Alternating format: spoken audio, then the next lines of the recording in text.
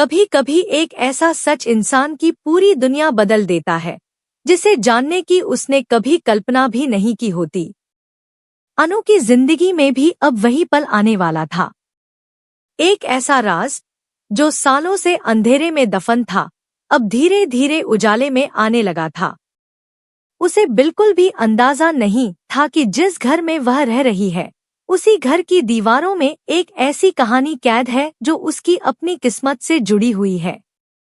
आर्य के चेहरे पर लगातार बढ़ती बेचैनी देखकर अनु को महसूस होने लगा कि वह उससे कुछ बहुत बड़ा छिपा रहा है।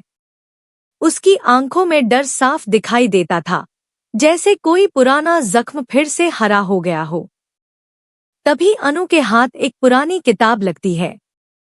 किताब को देखते ही उसके मन में अनगिनत सवाल उठने लगते हैं।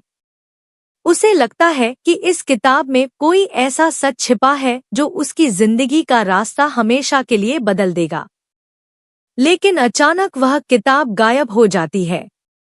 अनु जितना उसे ढूंढने की कोशिश करती है, उतना ही उसका शक गहराता जाता है।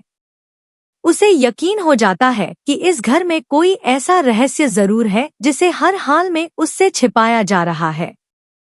दूसरी तरफ आर्य की धड़कनें तेज हो जाती हैं। उसे डर सताने लगता है कि अगर वह किताब अनु के हाथ लग गई तो सालों से छिपा हर सच सामने आ जाएगा।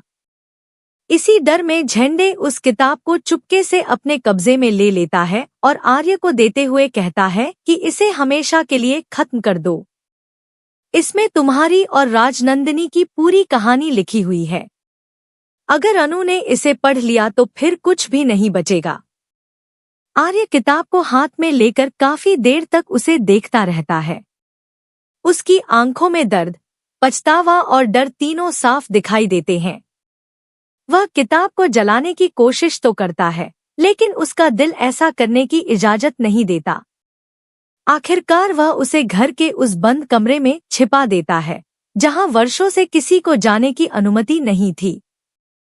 वही कमरा जिसके बारे में हर कोई सिर्फ फुसफुसाकर बात करता था। उधर अनु का शक अब और गहरा हो चुका था। उसे महसूस होने लगा कि उस बंद कमरे के पीछे ही सारे सवालों के जवाब छिपे हैं। एक दिन हिम्मत जुटाकर वह उस कमरे के दरवाजे तक पहुंच जाती है। दरवाजा खुलते ही उसके सामने बीते हुए समय की अनगिनत यादें बिखरी हुई दिखाई देती हैं। कमरे में रखी हर चीज उसे अजीब तरह से अपनी ओर खींचने लगती है। उसे ऐसा महसूस होता है जैसे वह यहाँ पहली बार नहीं आई, बल्कि इस जगह से उसका कोई बहुत पुराना रिश्ता हो। तभी उसकी नजर उसी किताब पर पड़ती है जिसे वह कई दिनों से खोज रही थी। किताब हाथ में लेते ही उसकी धड़कनें तेज हो जाती हैं। लेकिन यह तो सिर्फ शुरुआत थी। कमरे में रखी तस्वीरें, पुरानी चीजें और दीवारों पर छाई खामोशी उसे बिल्कुल वही दृश्य याद दिलाने लगती है जो वह कई रातों से अपने सपनों में देख रही थी। उसे समझ नहीं आता कि आखिर उसके सपने और यह कमरा एक दूसरे से कैसे जुड़े हुए हैं। उसके मन में डर भी था और सच जानने की जिद भी। दोस्तों, आपको क्या लगता है, क्या अनु सही रास्ते पर बढ़ रही है? अपनी राय हमें कमेंट में जरूर बताइए। बेचैन अनु अब सीधे सिद्धि माता के पास पहुंचती है। उसकी आंखों में आंसू होते हैं और दिल में हजारों सवाल। वह सिद्धि माता से कहती है कि अब सिर्फ आप ही मेरी मदद कर सकती हैं। मुझे बताइए कि आखिर मैं किस सच के इतने करीब पहुंच गई हूँ। सिद्धि माता उसे शांत रहने के लिए कहती है। फिर वह गंभीर आवाज में कहती है कि कुछ सच किसी और के बताए नहीं जाते, उन्हें खुद महसूस करना पड़ता है। तुम्हारा इस दुनिया में जन्म किसी साधारण वजह से नहीं हुआ। तुम्हें एक अधूरी कहानी को पूरा करना है। इतना कहकर सिद्धि माता एक परात में पानी भरती है और अनु को उसमें देखने के लिए कहती है। जैसे ही अनु पानी में देखती है, उसकी सांसें थम जाती हैं। पानी की सतह पर धीरे धीरे एक चेहरा उभरने लगता है। वही चेहरा जो उसे बार बार सपनों में दिखाई देता था। वह थी राजनंदिनी। उसकी आंखों में दर्द था, लेकिन साथ ही एक उम्मीद भी थी। राजनंदिनी की आवाज गूंजती है, अनु, अगर तुम सच जानना चाहती हो तो सबसे पहले तुम्हें खुद को पहचानना होगा, क्योंकि तुम्हारा और मेरा रिश्ता सिर्फ संयोग नहीं है। जो मैं थी वही तुम हो, और जो तुम हो वही मेरी अधूरी कहानी का जवाब है। मेरा अंत कैसे हुआ, किसने मुझे इस दुनिया से छीना और क्यों, यह सच सिर्फ तुम सामने ला सकती हो। तुम्हारा जन्म इसलिए हुआ है कि मेरे साथ हुए अन्याय का अंत हो और असली गुनहगारों को उनकी सजा मिले। यह सुनते ही अनु की आंखों से आंसू बहने लगते हैं।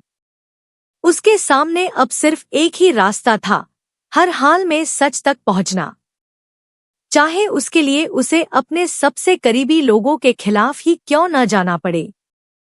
दूसरी ओर आर्य को भी एहसास होने लगता है कि अब ज्यादा समय तक यह रहस्य छिप नहीं सकेगा।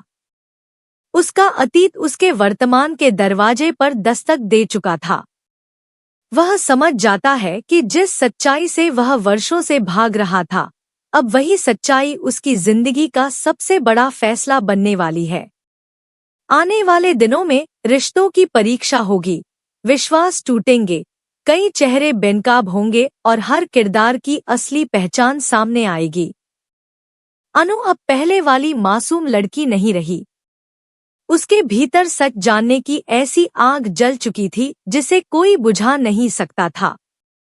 वह हर सुराग को जोड़ते हुए उस अंतिम सच तक पहुंचने का फैसला कर चुकी थी, जहां राजनंदिनी की मौत का रहस्य हमेशा के लिए खुल जाएगा। दोस्तों, अगर आप अनु की जगह होते तो क्या करते? अपनी राय कमेंट में जरूर साझा कीजिए। आखिरकार कहानी उस मोड़ पर पहुंचती है जहां डर और हिम्मत आमने सामने खड़े दिखाई देते हैं।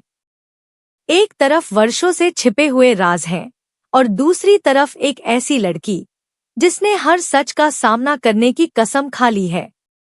अब कोई भी झूठ ज्यादा दिनों तक टिक नहीं पाएगा, क्योंकि सच की दस्तक सुनाई दे चुकी है।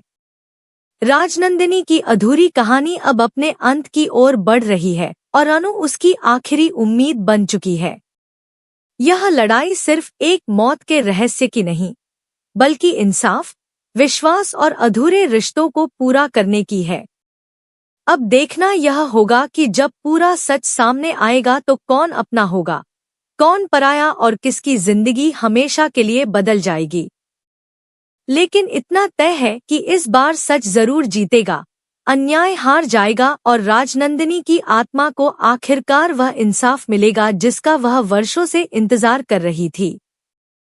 यही उम्मीद, यही संघर्ष और यही भावनाएं इस कहानी को एक ऐसे मुकाम पर ले जाती हैं जहां हर दर्शक की आंखें नम हो जाएंगी और दिल बस यही कहेगा कि सच चाहे जितनी देर से सामने आए, लेकिन जब आता है तो हर अंधेरे को हमेशा के लिए मिटा देता है।